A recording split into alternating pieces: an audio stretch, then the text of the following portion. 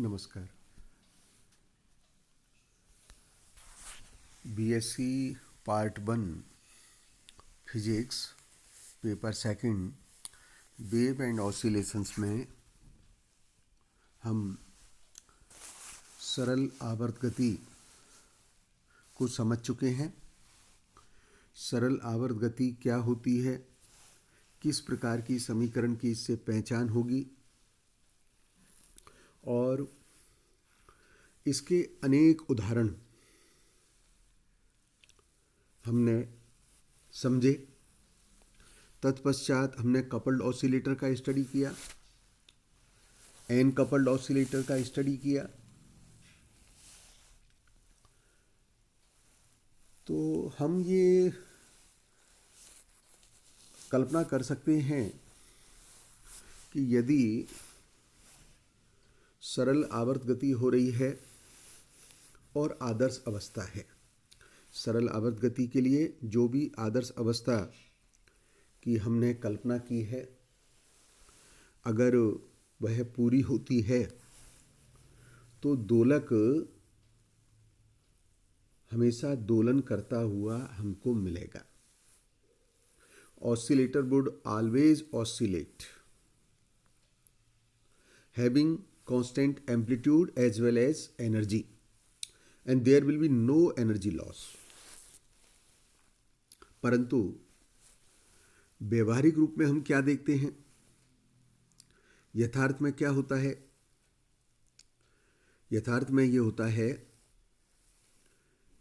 कि गति करते हुए, दोलन करते हुए इनकी गति का जो आयाम है वह टाइम के रेस्पेक्ट में समय के सापेक्ष धीरे धीरे कम हो जाता है। तो जब ऐसा होता है तो निश्चित रूप से उस गति में कोई फोर्स लगते हैं, और जो फोर्स लगते हैं जो इस गति के आयाम को कम करते हैं, ऐसे फोर्स डैम्पिंग फोर्स कहलाते हैं। तो आज हम यह जानने का प्रयास करेंगे डैम्पिंग फोर्स क्या है। डैम्पिंग फोर्स जो ऑसिलेटर ऑसिलेशंस कर रहा है उसके किस पैरामीटर पे निर्भर करते हैं, और यदि कोई पार्टिकल मोशन में है तो उसकी डैम्पिंग फोर्स में गति किस प्रकार से होगी। इसको सीखने के बाद हम we shall derive an equation of motion for a damp harmonic oscillator. उस इक्वेशन को हम ड्राइव करेंगे। इक्वेशन को ड्राइव करने के बाद एनर्जी के एक्सप्रेशन निकालेंगे, क्वालिटी एक्सप्रेशंस निकालेंगे, क्वालिटी फैक्टर निकालेंगे। तो चलिए सर्वप्रथम हम अवमंदन बल किसे कहते हैं यह सीखने का प्रयास करते हैं। अवमंदन बल, डैम्पिंग फोर्स, इस प्रकार के बल हैं जिनके प्रभाव में जब कोई कण या पिंड गति कर रहा है तो उसका आयाम धीरे धीरे कम होने लगता है, कम होता जाता है, एनर्जी का मान कम होता है, अर्थात गति का अवमंदन होता है। और इस प्रकार की जो स्थिति बनेगी तो उसमें जो फोर्स उपस्थित है वह फोर्स डैम्पिंग फोर्स कहलाएगा। हम सामान्य रूप से जब किसी पार्टिकल को किसी माध्यम में गति करता है तो वह माध्यम के संपर्क में आता है। माध्यम के रूप में दो प्रकार के बल सामान्य रूप से मिलते ही हैं। एक फ्रिक्शन फोर्स होता है, एक विस्कस फोर्स होता है। क्योंकि फ्रिक्शन फोर्स हो, विस्कस फोर्स हो, आप इसको मिनिमम कर सकते हैं, परंतु जीरो हो जाए ऐसा संभव नहीं है। और आपने प्रारंभ में ये सीखा हुआ भी है कि विस्कस फोर्स हुआ, फ्रिक्शन फोर्स है, ये सभी नॉन कंजर्वेटिव नेचर के हैं, अर्थात जो पिंड गति कर रहा है उसकी गति में बाधा उत्पन्न करेंगे, अवरोध या प्रतिरोध उत्पन्न करते हैं। निश्चित रूप से पिंड को अपनी गति बनाए रखने के लिए इन बलों के विरुद्ध कुछ कार्य करना पड़ेगा, और जब उस गति को बनाए रखने के लिए कार्य करना पड़ेगा तो निश्चित रूप से उसकी ऊर्जा में कुछ कमी होगी। परिणाम स्वरूप उसके आयाम में कमी होगी, आयाम में कमी होती जाएगी और एक स्थिति आएगी जब उसकी ऊर्जा में कमी बहुत ज़्यादा हो जाएगी धीरे धीरे समय के सापेक्ष, तो गति करती हुई जो अवस्था है वह स्थिर अवस्था में आ जाएगा। तो इस उदाहरण में मैंने आपको ये बताया कि चाहे फ्रिक्शन फोर्स हो चाहे विस्कस फोर्स हो, ये दोनों ही फोर्स मूलतः डैम्पिंग फोर्स कहलाते हैं, अवमंदन बल कहलाते हैं। और अवमंदन बल पिंड के वेग के अनुक्रमानुपाती होते हैं, यानी damping force is proportional to velocity of particle, so F is proportional to B। I have written here F is equals to minus lambda B। Lambda एक पॉजिटिव कांस्टेंट है जिसे हम डैम्पिंग कांस्टेंट कहेंगे, और इस समीकरण में जो ऋणात्मक चिन्ह है, यह ऋणात्मक चिन्ह यह बतलाता है कि डैम्पिंग फोर्स और जो पार्टिकल का मोशन है उन दोनों की विपरीत दिशा में कार्य करता है। अवमंदन बल गति के विपरीत दिशा में कार्य करता है, जिसकी दिशा विपरीत है इसके कारण हमने इस समीकरण में माइनस चिन्ह लिया है। Now we shall study the motion of particle under the influence of damping force. अवमंदन बल के प्रभाव में जो कण गति कर रहा है वो किस प्रकार से होगी। आपको अभी जैसा बताया कि यदि कोई कण b वेग से गति करता है तो उस पर अवमंदन बल कार्य कर रहा है, तो हम उस समीकरण को लिखेंगे F is equals to minus lambda B by using the Newton second law. F is equals to a for acceleration, that is the rate of change in velocity. Therefore this equation which comes from the damping force concept can be written as m dB by dt is equals to minus lambda b. Now rearranging the term, this equation becomes dB by dB, dB by b is equals to minus lambda by m dt. On integration of both sides, we shall get log b is equals to minus lambda by m t plus c. C is constant of the integration. The value of c can be determined by using the boundary condition at the initial stage. So at the initial stage, if time is 0, then velocity is equals to v0. By substituting these values, t is equals to 0, v is equals to 0, we shall get the value of constant of integration, that comes out to be c is equals to log of b0. log b0 c के मान को रख सकते हैं log b0, और जब हम इस मान को रखते हैं तो यह समीकरण बन जाती है log of b by b0 is equals to minus lambda by m t। दोनों पक्षों का एंटीलॉग ले लें तो ये समीकरण बनेगी b is equals to v0 e की power minus lambda by m into T. अब ये एक महत्वपूर्ण समीकरण आई है, और हम इस समीकरण में क्या देख रहे हैं कि जो प्रारंभिक अवस्था का वेग है जिससे कण गति कर रहा है उसका मान b0 है, लेकिन इस समय के साथ b0 का मान b0 नहीं रह पाता है, बल्कि उसके साथ में एक टर्म और एडिशनल आ रही है, उसका मान है e की power minus lambda by m into T. इसका क्या अर्थ हुआ? इसका अर्थ हुआ कि समय के सापेक्ष अवमंदन बल के प्रभाव में जो कण का वेग है वह वेग चर घातांकीय रूप से कम हो रहा है। The velocity of particle is exponentially कम हो रहा है, और इस बात को मैंने ग्राफ में इस प्रकार से दर्शाया है। देखिएगा, प्रारंभिक अवस्था b0 है, x अक्ष पर समय लिया है, y अक्ष पर वेलोसिटी लिया है। तो हम देख रहे हैं कि इसका मान चर घातांकीय रूप से एक्सपोनेंशियल रूप से b0 से कम हो रहा है। यदि इस समीकरण में m बाई लेमडा को चेक करें तो m बाई लेमडा का जो रेशो है उसकी जो यूनिट आती है वो टाइम की आती है, इसलिए m बाई लेमडा को मैंने टाइम मान लिया। तो m बाई लेमडा को मैं अगर t कहूँ तो ये समीकरण हो गई है b equals to b0 e की पावर -1।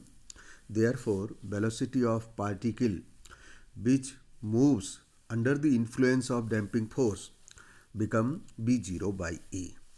It means वह समय, हम इस समय को किस प्रकार से डिफाइन कर रहे हैं, वह समय जिसके लिए कण का वेग का मान अपने प्रारंभिक वेग का 1/e गुना रह जाता है, वह समय, क्योंकि डैम्पिंग फोर्स के इन्फ्लुएंस में वेलोसिटी कम हो रही है, तो उस समय अंतराल में जब वेलोसिटी का मान अपनी प्रारंभिक वेलोसिटी के मान का 1/e गुना रह गया है, हम उस टाइम को रिलैक्सेशन टाइम कह रहे हैं, विश्रांति काल समय कह रहे हैं। मैंने ग्राफ में b0 बाई e जो समय बताया है उसके अनुसार b0 बाई e के संगत जो समय होगा वह समय विश्रांति काल कहलाएगा। अतः जितने समय में पिंड का वेग अपने प्रारंभिक वेग का 1/e है ना, इसलिए अपने प्रारंभिक वेग का 36.8% रह जाता है, वह टाइम विश्रांति काल कहलाता है। हम डैम्पिंग फोर्स की नेचर को सीखने के बाद इक्वेशन निकाल सकते हैं, equation of motion of damp harmonic oscillator. तो हमने अभी तक डैम्पिंग फोर्स सीख लिया है और motion of particle under the influence of damping force को समझ लिया है, रिलैक्सेशन टाइम का कंसेप्ट हमने समझ लिया है। अब हम equation of motion of damp harmonic oscillator drive करते हैं। हम जानते हैं कि जब कण वायु माध्यम या द्रव माध्यम में गति कर रहा है तो रिस्टोरिंग फोर्स जो उसकी गति को बनाए रखने के लिए आवश्यक होता है सरल आवर्त गति में, उसके साथ साथ कुछ डैम्पिंग फोर्स भी कार्य करते हैं। और ये जो डैम्पिंग फोर्स है वो फ्रिक्शन फोर्स या विस्कस फोर्स होंगे, जिसके की प्रभाव में आयाम व ऊर्जा में निरंतर सतत रूप से कमी होती जाती है। यह हमने अभी सीखा है। इसका अर्थ ये हुआ कि जो दोलक सरल आवर्त गति कर रहा है उस पर दो प्रकार के बल कार्य करते हैं। पहला जो बल है वह रीस्टोरिंग फोर्स है। रीस्टोरिंग फोर्स की एक्सप्रेशन हम बहुत भली भांति जानते हैं, प्रारंभ से लिखते आ रहे हैं, Fr is equals to -ky। यह बल सदैव माध्य स्थिति की ओर लगता है। के फोर्स कांस्टेंट है। Restoring force always act toward its mean equilibrium position. Another force, second force, that is damping force, and expression for damping force is written as Fd is equals to -λb. इसके बारे में अभी मैंने आपको समझाया ही है कि जो डैम्पिंग फोर्स है यह डैम्पिंग फोर्स उस कण के वेग के समानुपाती होता है। लैम्डा डैम्पिंग कांस्टेंट है। माइनस साइन जो लिया है वह इसलिए लिया है कि डैम्पिंग फोर्स और जो कण की गति हो रही है उस वेग के ये हमेशा विपरीत दिशा में लगता है। इसलिए ऑसिलेटर पर जो बल कार्य कर रहे हैं उनके कारण परिणामी बल का समीकरण जो लिखा जा सकता है वह लिखा जाएगा F is equals to Fr plus Fd। Fr और Fd के मान लिख सकते हैं। Fr का मान -ky है, Fd का मान -λdy/dt है। अतः दोनों मानों को यहाँ सब्स्टिट्यूट कर दिया गया है और सब्स्टिट्यूट करने के पश्चात हम न्यूटन सेकंड लॉ से F का मान लिख सकते हैं। मान लीजिएगा जो द्रव्यमान है उसका, कण का जो द्रव्यमान है वो स्मॉल m है, सरल आवर्त गति कर रहा है, इसलिए F is equals to md2/dt²। ये न्यूटन सेकंड लॉ से हो गया। तो हम तीनों मानों को रखते हैं परिणामी बल की समीकरण में। रिस्टोरिंग फोर्स का रख दें, डैम्पिंग फोर्स का रख दें, F का मान रख दें। तो हमें जो समीकरण प्राप्त हो रही है वह समीकरण इस प्रकार से प्राप्त हो रही है। इस समीकरण को जब हम रीअरेंज करते हैं तो हमें समीकरण प्राप्त हो गई है d2y/dt square plus λ/m dy/dt plus k/m/। यहाँ पर मैंने क्या माना है, λ/m is equals to 1/τ is equals to 2r तथा k/m is equals to omega square. k/m is equals to omega square natural frequency है। तो इक्वेशन इस सब्स्टिट्यूशन से जो बन जाती है वह है d2y/dt square plus 2r dy/dt plus omega 0 square by it is equals to 0 and I mark this equation as equation number first A।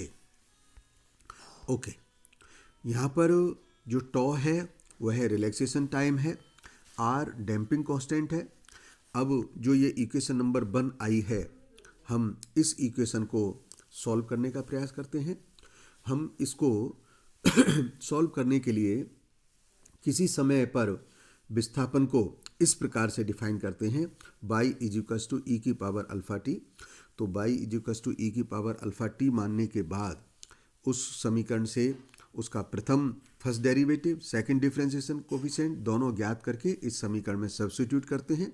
और जब हम सब्स्टिट्यूट करते हैं तो हमें समीकरण इस प्रकार से प्राप्त होती है, alpha square plus 2α r plus omega r 0 square e की power alpha t is equals to 0। अब देखिएगा सभी मानों के लिए यह समीकरण यथार्थ है। इसका मतलब हुआ ई की power alpha t is not equals to 0, therefore the terms which are written in bracket alpha square plus 2α r plus omega 0 square is equals to 0। अब ये जो इक्वेशन है एक क्वाड्रेटिक इक्वेशन प्राप्त हो गई है और क्वाड्रेटिक इक्वेशंस के सॉल्यूशंस के लिए हम मेथड लगा सकते हैं। आपको ध्यान होगा मैथमेटिक्स में हमने सीखा है ax square plus bx plus C is equals to 0। तो इस क्वाड्रेटिक इक्वेशंस के जो सॉल्यूशन आते हैं वह आते हैं x is equals to minus B plus minus square root of B square minus 4ac upon 2a। इसको मैंने आपकी मदद के लिए यहाँ पर लिख भी दिया है। तो इस स्टैंडर्ड क्वाड्रेटिक इक्वेशन के सॉल्यूशन से हम इस इक्वेशंस के सॉल्यूशन प्राप्त करते हैं।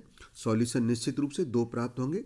दो कैसे हैं, minus are plus square root of are square minus omega 0 square and second solution which is alpha 2 is equals to minus are minus square root of are square minus omega 0 square.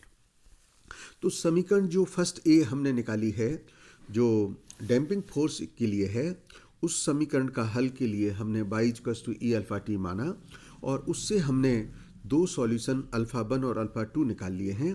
तो alpha 1 और alpha 2 के solutions को हम रख सकते हैं किस समीकरण में, जो हमने विस्थापन का माना था। और जब हम ऐसा करते हैं तो समीकरण आते हैं y is equals to a e की power minus are plus r square minus omega 0 square t plus b e की power minus are minus square root of are square minus omega 0 square t. यहाँ पर ए और B दोनों constant हैं। ए और be constant होने के कारण हम इनके जो मान हैं वो प्रारंभिक स्थिति से ज्ञात करेंगे। तो इस इक्वेशन नंबर सेकंड में ये एक तरीके से हमारी मास्टर इक्वेशंस आ गई है और हम इस इक्वेशंस को अब 3 तरह के केस में डिस्कस करेंगे। आपको मालूम है आर डैम्पिंग कोफिशिएंट है क्योंकि हमने λ/m is equals to 1/τ is equals to 2r माना है। तो जो 3 संभावनाएं बनती हैं वो है 3 संभावनाएं हैं कि if r is greater than omega 0 जो ओवर डैम्प स्थिति कहलाएगी, if r is equals to omega 0 जिसे हम क्रिटिकल डैम्पिंग कहेंगे, एंड इफ़ थर्ड केस है if r is less than omega 0। तो यह जो केस बनेगा ये अंडर डैम्प का बनेगा। अब तीनों स्थितियों पर यह जो इक्वेशंस हमारी सेकंड आ गई है हम इसको सॉल्व करेंगे। इस कार्य को हम कल करेंगे। मैं आपसे आशा करता हूँ कि आप थोड़ा सा इस विषय को समझ लें, सीख लें और थोड़ा इसका अभ्यास करें। धन्यवाद।